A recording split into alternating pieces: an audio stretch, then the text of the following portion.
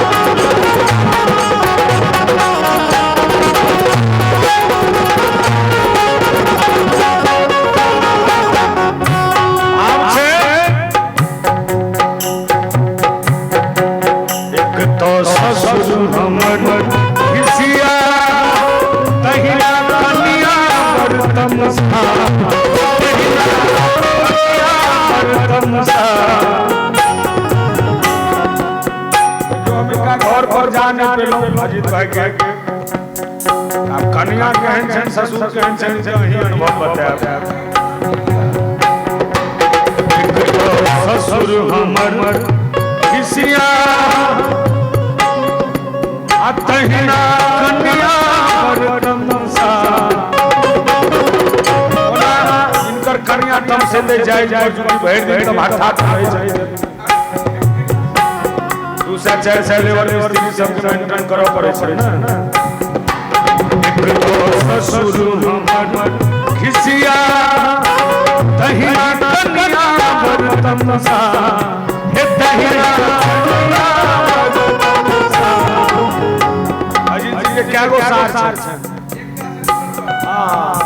ओ दुलरवा ने बुझियो मैं के सार गल छे एक नंबर पर चढ़ा के हो गिली जिंदगी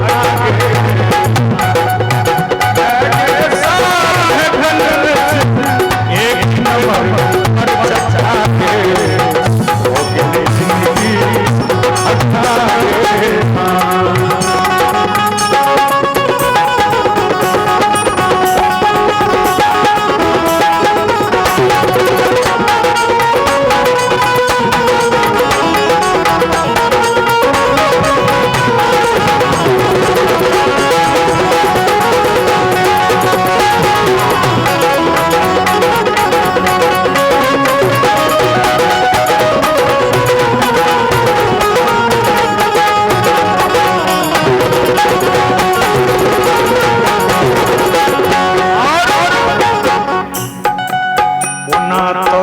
कन्या बड़ सुंदर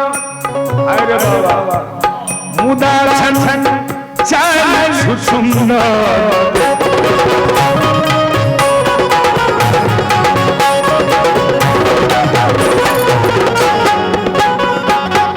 प्राय कन्या जिनका सुंदर भेटे छन मन वाला खुश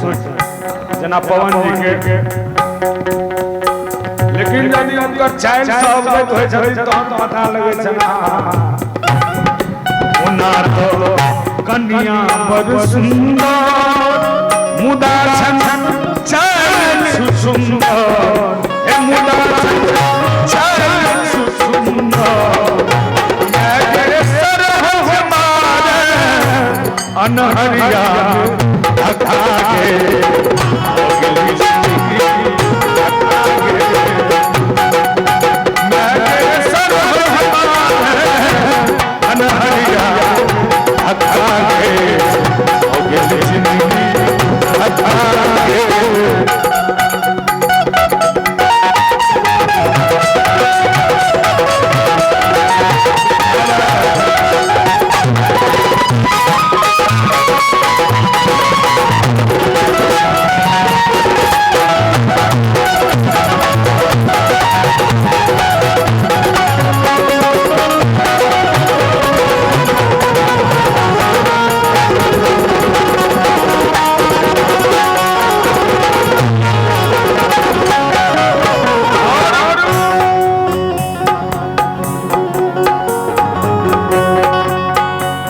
हमर सासुर बर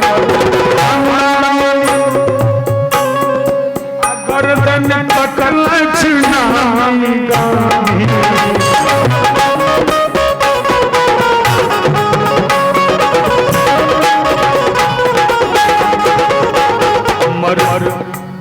हमर सासुर बर खानदानी गर्दन कटल छनाई गामी गर्दन कटल छनाई गामी मैं गए ससुराल रोटिया ले पका के ये हमर अजीत भाई के लोटिया ले